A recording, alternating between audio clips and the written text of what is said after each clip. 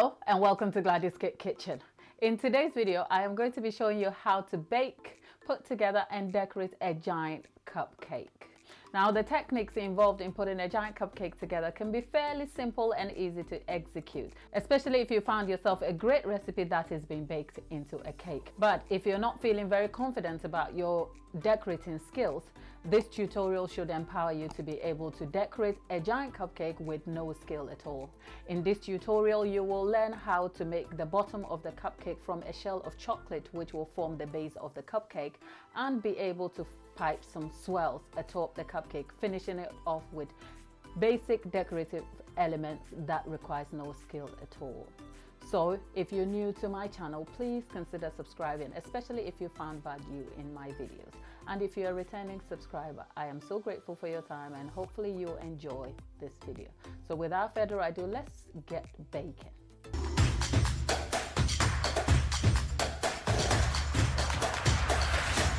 To start with, we have our ingredients prepared and set to go. Now, the recipe I am using here is the vanilla cake recipe made from stock that I will be linking in the description box below. For this giant cupcake, I used exactly the same recipe and a quarter of the measurement of that. The ingredients have all been measured, so I'm going to start with my margarine, which I will pop in here.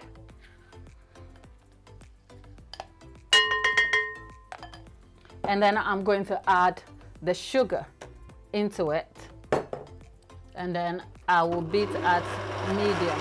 After beating the margarine and sugar together, the consistency we're looking for is a very light and airy mixture, but I'm going to beat it for another 5 minutes again.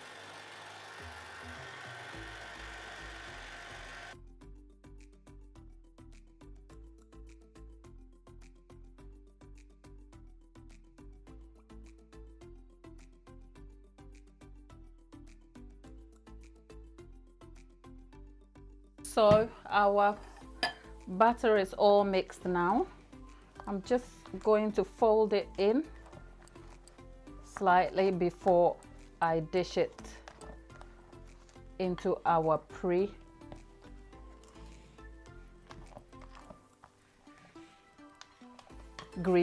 tin. For this giant cupcake, I am using a metal tin. I know there has been some recommendations for silicone molds to be used. I find them very fiddly to use, and silicone isn't exactly a great conductor of heat. So I prefer metal things, which I picked from Amazon. I will link that in the description box below. But all I'm trying to do is distribute a generous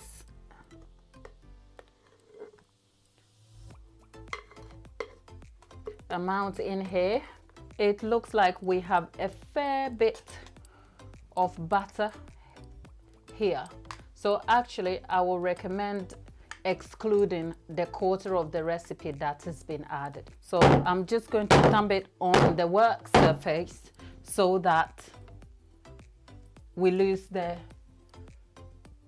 air bubbles that might have formed in it, and I'm going to create a hole in the middle so that this can bake evenly.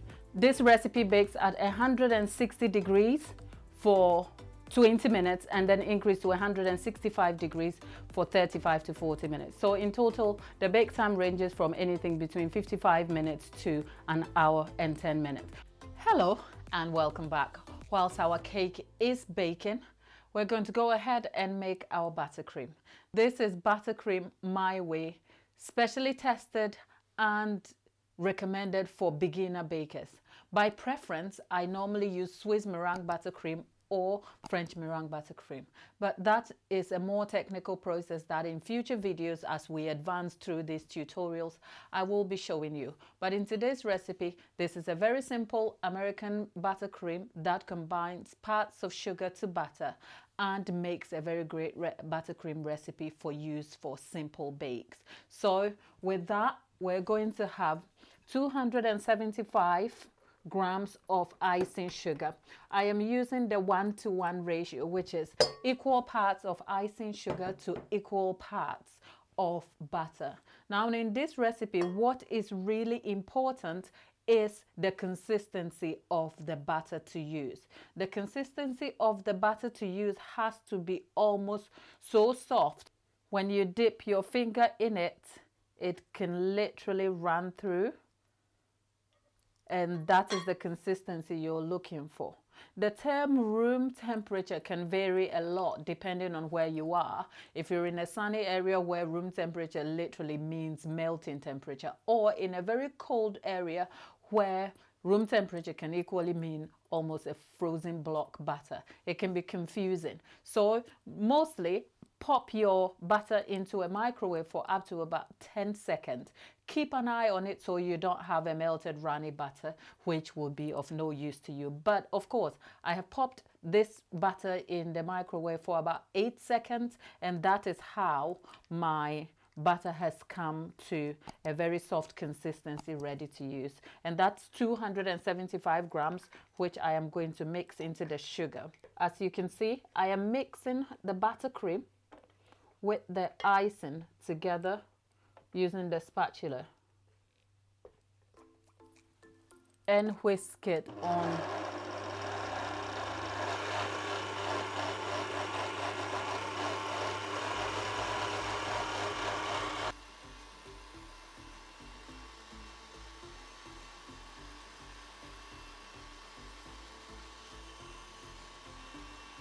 Having left it on slow to mix together, I'm going to turn it right up. The consistency we're looking for is a soft, near white mixture that slides off the spatula easily when shaked. So after beating for exactly 7.5 minutes, this is the consistency we are looking for. Now this is super white buttercream. The yellowy color has disappeared, leaving us with a very white consistency. When beating the butter, what is important is looking out for the consistency and checking the speed of the mixer. On this, I mixed it from low. Of course, I started by hand, increased it to low, and then went from low to medium and then high. So you have to keep an eye on the butter so that you don't overbeat it, because once you overbeat it and it's broken, it is of no use to you at all. So with that said, I'm going to go ahead and put 20 milliliters of cream in this. This is actually warm cream. So I'll mix that into the buttercream quickly, and then I am going to switch from the whisk attachment to a beater, which I will then beat slowly until combined. Here, my buttercream. So this is on slow for about a minute, and here is the consistency we have. It literally falls off. But of course, depending on what you are using your buttercream for, you can keep the consistency a little firmer by increasing the sugar by just a slight ratio of maybe 100 grams if you like, or not beating your butter to a soft consistency. And essentially, that's the buttercream. It took us about 10 minutes in total for this buttercream to be done. I have already made a batch of this exact buttercream, so I'm going to combine the two, make sure I have enough to frost the giant cupcake with. So I'm going to go do that and I'll be back. Hello and welcome back. Buttercream is done. Our cake is baked. It's cool to touch but still warm. But I thought I will show you quickly what we will need to do here. Whilst it is still in the tin, I am going to trim the top off so we have a flat top. And welcome back. Giant Cupcake. It's been trimmed flat atop. We have the buttercream on the side, a silicone mold, and some deco melt, which is candy melt and white chocolate mixture mixed together. Everything I have used here will be linked in the description box below. For the deco melt, which is a brand of candy melts that is in the UK, you can get that from Hobbycraft or Amazon. It comes at 250 grams per bag. I used 150 grams of that and 100 grams of white chocolate just to give it a bit of flavor and taste as well, and 30 mils of vegetable oil. You can replace the vegetable oil with any flavorless oil, especially if you want a runny consistency, and that is what I want. Also, notice that the cupcake itself was baked in a metal tin, because I did say that the silicone mold is not a great conductor of heat and tends to be very fiddly when it's used. But for the shell of the giant cupcakes, a silicone mold will be the best thing to use, because we will need to form the mold and then take the bottom of the silicone out of it after the shape is formed. So this is our best medium to do that. Of course, we have our buttercream on the side. So with all that said, I am just going to put all of this together, but our cake is still a little warm to touch. So I'm going to pop it in the freezer for a few minutes, and then when it cools down, I'll come back for us to put it all together. But whilst we're at it, a good tip for the silicone mold is for you to pop it in the freezer for up to about 10 to 15 minutes so it is chill, and grease it inside with some oil. So I'm going to pop that in the freezer for about 10 minutes whilst our cake cools down, and then we'll come back, assemble and decorate as well. Whilst our cake is cooling, I am going to go ahead and make the shell for the giant cupcake. So I've already greased the silicone mold, into which we will be pouring our deco melt mixture. Now I've already stated this is 150 grams of deco melt, which is the UK brand of candy melt, 100 grams of white chocolate mixed in, and 30 mils of vegetable oil. It was warmed in the microwave for 30 seconds, burst twice, and then I got this runny consistency. I'm going to go ahead and pour that in.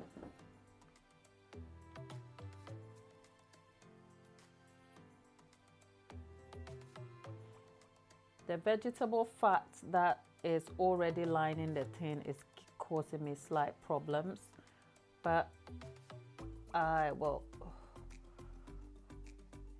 let's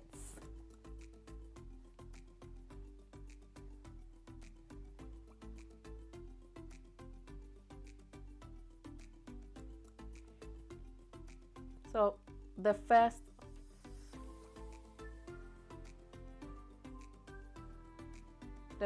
layer of shell looks almost like this. I'm going to pop it in the freezer for about 10 minutes for this to chill and coat the layer, and then I will come back. The thin layer seems to be forming slightly here, so I am going to go ahead and try the second coat. Part of the reason why the layer is also thin is because the mixture is slightly warm.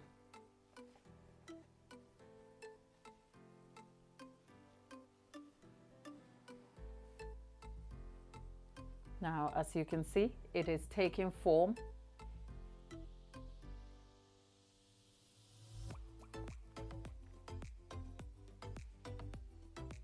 So I'm going to go ahead and pop this right back in the freezer for another 10 minutes, and I will be back when this shell is formed, and then I'll do a third layer. I'll keep doing that until the shell is thick and enough to hold the cupcake without falling apart. As I was chatting away in this tutorial, I had no idea my mic was off. So apologies you would have to do with this voiceover. Our cake is sliced, buttercream done, and base chocolate mold complete. We are now going to stack the cake into the mold, fill and cover the top with a layer of ganache before piping the rosettes. But first, Try and separate the silicone and chocolate mold and sit the chocolate base back in the silicone mold. This makes for easy removal later when the stacking is done. Be careful how you handle the chocolate base to avoid chipping. As you can see, mine has chipped on the lips of the chocolate base, but this will be covered with ganache later. Now line the bottom of the chocolate mold with a layer of cake and pipe a filling of buttercream. Add the second layer of cake atop, pressing down slightly. Be careful not to cause cracks in the chocolate base, and then pipe a layer of buttercream. Now add the top of the cupcake and cover with a layer of ganache. I will be filling the space between the top of the cupcake and the lid of the chocolate mold.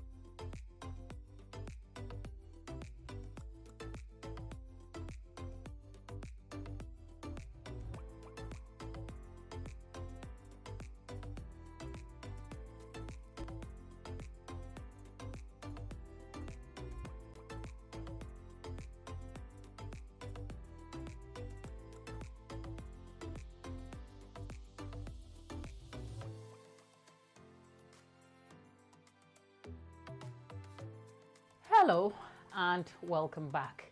If you've watched the video to this point, thank you for your time, and I hope you have found this video extremely helpful and have gotten some value out of it. If it's the first time you're watching my videos, please consider subscribing, especially if you found it useful. And if you are a returning watcher, I am so grateful for your time. We have managed to cover the giant cupcake with some ganache over here, and essentially this is what it looks like. We're not done yet. We are proceeding to the final part, which is decorating this cupcake and making it a lot more presentable. On the side here, I have simple flowers here, some leftover rose flowers, they're artificial flowers, some rose leaves, a bowl of fondant. If you watch to the end of this video, I will show you how I made this simple happy birthday plaque and how I covered this board. The board is covered and we have some ribbon on the trim. This makes for a professional finish to your presentation. So I'm going to go ahead and put just a small dollop of buttercream here. Sometimes I use ganache because it sets hard and the giant cupcake will sit well. I'm going to move that.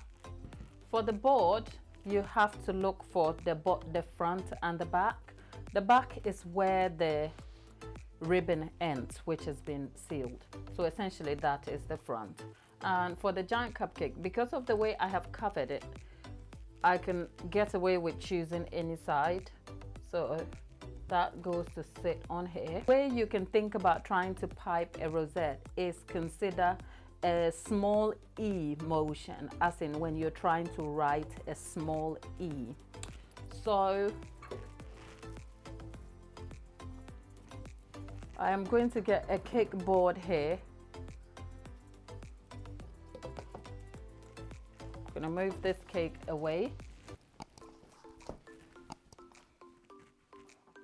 And with a cake board, see if I can show you how to do that. Now you press firmly, you come down, you go out, and there you have it.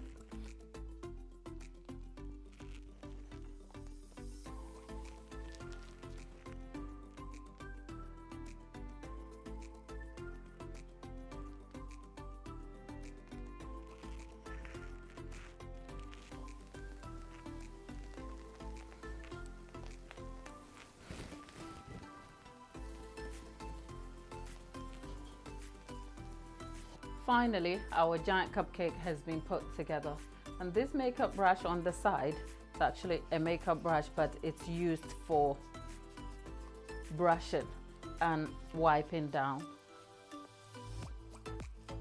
cornstarch and dusty cake boards. So essentially that's what I've done here. Now I could go ahead and pop this in the fridge for about half an hour or in the freezer for 10 minutes, and then I'll come back and put the decorative elements.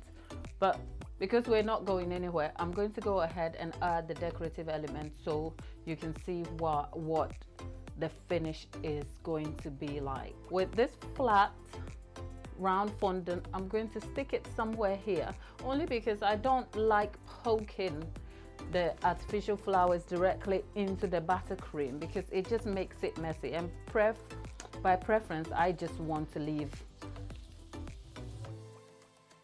some room for that. So there's a leaf here,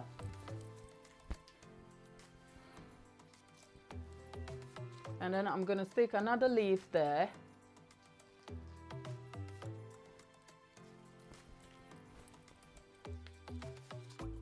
and then I will leave another leaf here. And with the flower itself, I'm going to pop a cocktail stick in there and then stick it into the fondant. And then there's another cocktail stick here and into the fondant. The idea is to design it in such a way that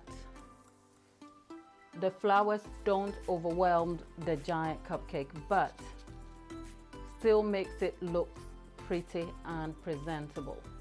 So there's really no rhyme or rhythm to this, but like I said, I've done this a few times, so I seem to have an idea what I want. The last part obviously is the happy birthday, which I am going to just stick somewhere here. And with that, that's the end of our giant cupcake tutorial, with a cake baked, put together and decorated presentably. The bottom color can be changed and the buttercream colored to match a particular theme. This cupcake makes great for baby shower, birthdays, and any other theme you can think about. All you have to do is create the cupcake and add the decorative elements that reflects the theme, making it a very, very simple cake to make and decorate, and very helpful for a beginner baker. So hopefully you enjoyed the video just as much as I enjoyed making it, and you find some value in it. As always, if it's your first time watching my videos, please consider subscribing. And if you're a returning watcher, I am just grateful that you've spent some time with me and the video has proven helpful to you. Until the next video, thank you for watching.